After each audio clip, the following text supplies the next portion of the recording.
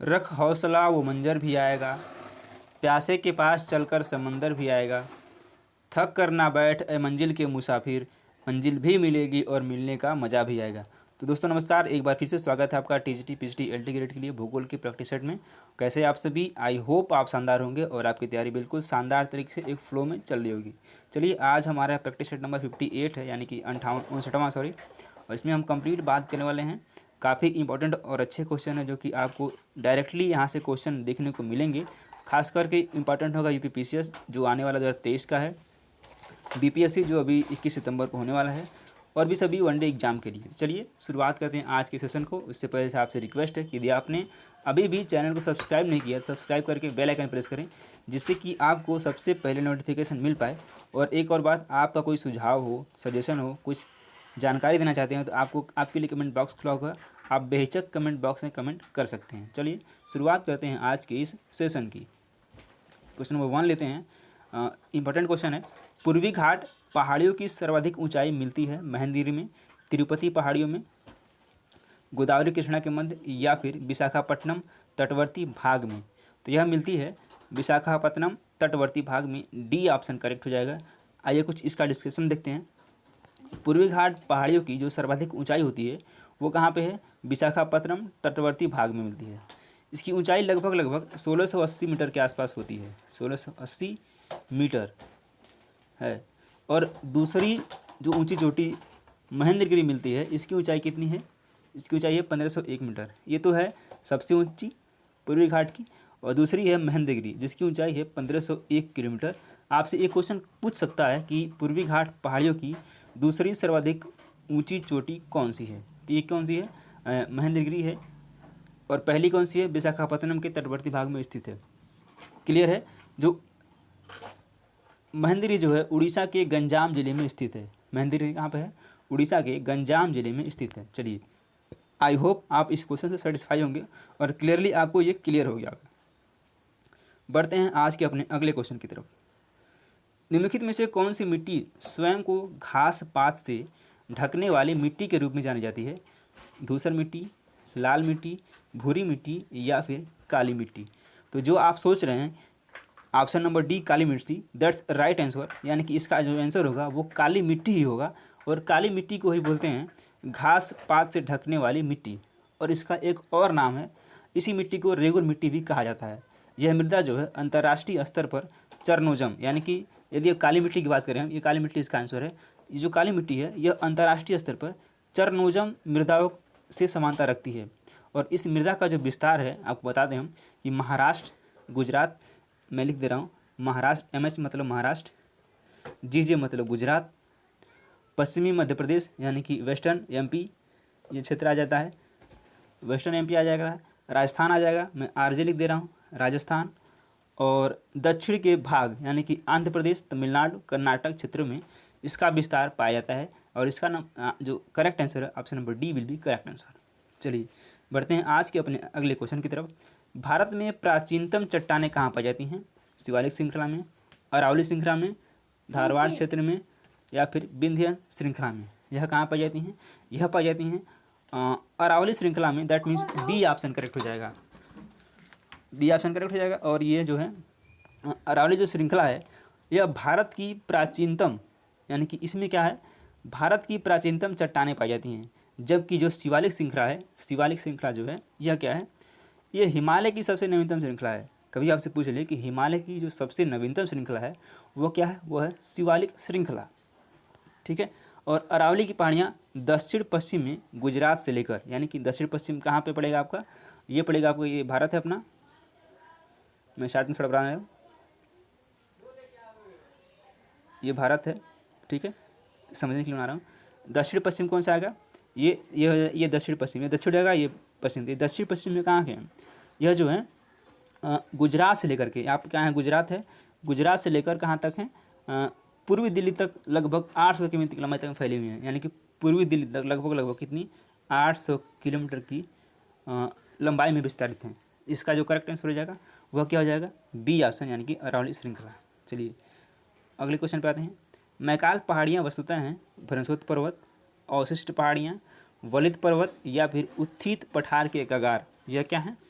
यह है भ्रंशोत पर्वत, that means A option correct हो जाएगा। चलिए बढ़ते हैं आज के अपने अगले क्वेश्चन की तरफ। काफ़ी इंपॉर्टेंट क्वेश्चन है। गारो खासी जयंतियाँ पहाड़ियाँ कहाँ फैली हुई हैं? मिजोरम, असम, अरुणाचल प्रदेश या फिर मेघालय में। तो गारो खासी जयंतियाँ कहाँ पे फैली हुई हैं? ये जो फैली हुई हैं यह फैली हैं आपके मेघालय पठार के पश्चिम सिरे पर गारो खासी की पहाड़ियाँ तथा पूर्वी सिरे पर खासी जयंतियाँ, मिकी तथा रंगमा की पहाड़ियाँ फैली हुई हैं। और जो मेघालय का पठार का प्रायद्वीपीय भारत का बहिर्वर्ती भाग है वह समतल भूमि है जो भ्रंशन के कारण भारतीय प्रायद्वीप में मालदा गैप द्वारा अलग हो गया है। इसका जो आंसर करेक्ट हो जाएगा वो हो जाएगा मेघालय, ऑप्शन नंबर डी बिल्कुल करेक्ट हो जाएगा। चलिए बढ़ते हैं अगले क्वेश्चन की तरफ। और यह क्वेश्चन काफ़ी इंपॉर्टेंट है क्योंकि यह क्वेश्चन आपको साइंस में भी देखने को मिलता है, एनवायरनमेंट में देखने को मिलता है और ये आपको भूगोल में देखने को मिल रहा है। तो ये बेसिकली एक एनवायरनमेंट का एक सेगमेंट है जिसमें आपसे एक विषय पूछा जा रहा है और दूसरी तरफ वह किस तत्व से रिलेटेड होगा। आपने बहुत बार पढ़ा होगा लूसेंट में, यदि आपने पढ़ा हुआ है तो आप पूरी तरह इसको, मैं श्योर कह रहा हूँ कि आप इसको जानते होंगे और 95% लोग इसका आंसर करेक्ट करेंगे। चलिए एपीकल्चर, एपीकल्चर याद रखिए। आप मधु हैं यानी कि आप एपी, मधु मतलब मधुमक्खी पालन, एपीकल्चर मधुमक्खी पालन। ओलेरिकल्चर, ओ लेलोरे, जो सब्जी वाला आता है क्या बोलता है, ओ लेलोरे यानी कि आलू ले लो रे। आलू क्या है? एक बेसिकली सब्जी है, ठीक है। तो ये क्या हो जाएगा? रसोई शाक, ये आ जाएगा रसोई शाक में। और पोमोलॉजी, पोमोलॉजी क्या है? ये फलों का अध्ययन है। और विटिकल्चर, अंगूर की लता या फिर अंगूर की खेती। तो ए का 4, बी का 3, ए का 4, बी का 3, ए का 4 यानी कि ए का 4, ए का 4 किस में दिया है? सी ऑप्शन में दिया गया है और सी ऑप्शन ही एक मैच कर रहा है जिसमें हमारा आंसर करेक्ट हो जाएगा। चलिए भारत का निम्नलिखित में से कौन सा क्षेत्र सूखा प्रवण है? तीस्ता घाटी, रांची पठार, कोंकण या फिर रायलसीमा। तो कौन सा है यह? रायलसीमा कहाँ पे है? ये है आंध्र प्रदेश में, आंध्र प्रदेश में स्थित प्राचीनतम अपर्दित पठार है। डी ऑप्शन बिल्कुल करेक्ट है। भारत के निम्नलिखित राज्यों में से किस में गन्ने का प्रति एकड़ उत्पादन अधिकतम है? महाराष्ट्र, कर्नाटक, तमिलनाडु या फिर उत्तर प्रदेश। काफ़ी अच्छा क्वेश्चन है, यह रिलेट कर रहा है आपके करंट के क्वेश्चन से।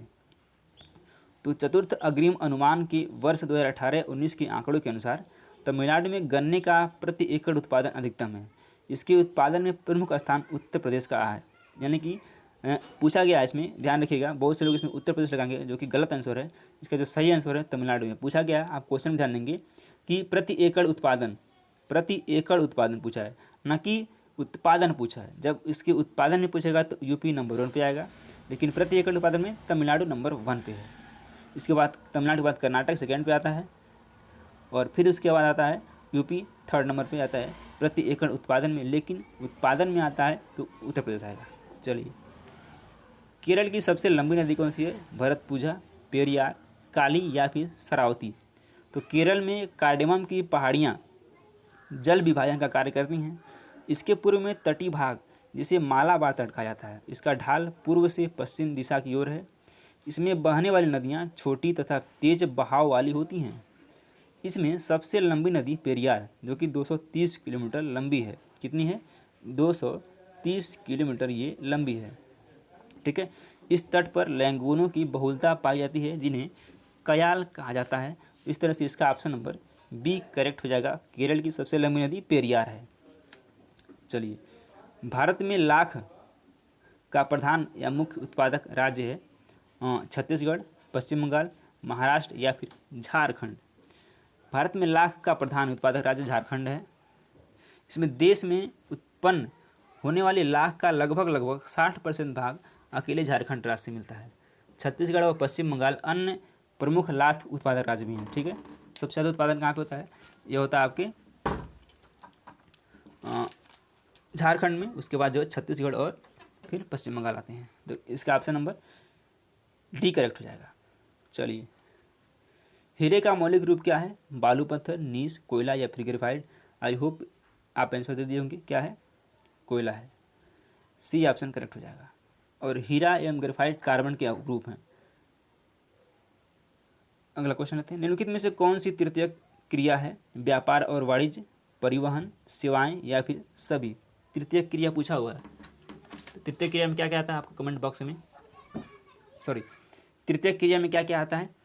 तृतीय क्रिया में आता है वाणिज्य भी आता है, परिवहन भी आता है और सेवाएं यानी कि सभी आती हैं। डी ऑप्शन करेक्ट हो जाएगा। ऊसर मृदा किसे कहते हैं? क्षारीय, मरुस्थलीय, लेटराइट या फिर पीटमय। आपने बहुत से अपने आसपास से लोकल लैंग्वेज में सुना होगा कि वो पहले क्या था, वो ज़मीन ऊसर था लेकिन अब नहीं है। तो बेसिकली होता क्या था, कोशिका क्रिया द्वारा सोडियम, कैल्शियम व मैग्नीशियम के लवण धरातल पर एक सफ़ेद परत के रूप में दिखाई देने लगते हैं। इन अनुपजाऊ क्षेत्रों को रेह, कल्लर या ऊसर आदि कहा जाता है। ऊसर मृदा को लवणी एवं क्षारीय मिट्टी भी कहते हैं। तो ये क्या है? ऑप्शन नंबर ए करेक्ट हो जाएगा, क्षारीय। निम्नलिखित में से किस लेखक ने अंतरिक्ष अर्थव्यवस्था में आइसोडेपेंस की संकल्पना की शुरुआत की थी? ई हूबर, ए लास्ट, टी प्लेंडर या फिर ए बेवर ने? किसने की थी? यह की थी ए बेवर ने, यानी कि अल्फ्रेड बेवर ने। ऑप्शन नंबर डी करेक्ट हो जाएगा। निम्नलिखित में से किस नदी का प्रवाह बंगाल की खाड़ी में नहीं होता है?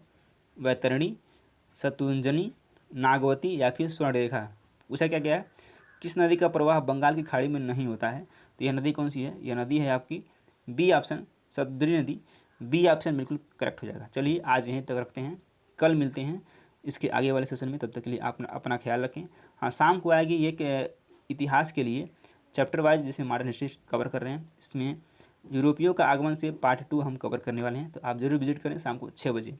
तो चलिए मिलते हैं फिर शाम को 6 बजे। तब तक के लिए अपना ख्याल रखें, जहाँ भी रहें सुरक्षित रहें। धन्यवाद।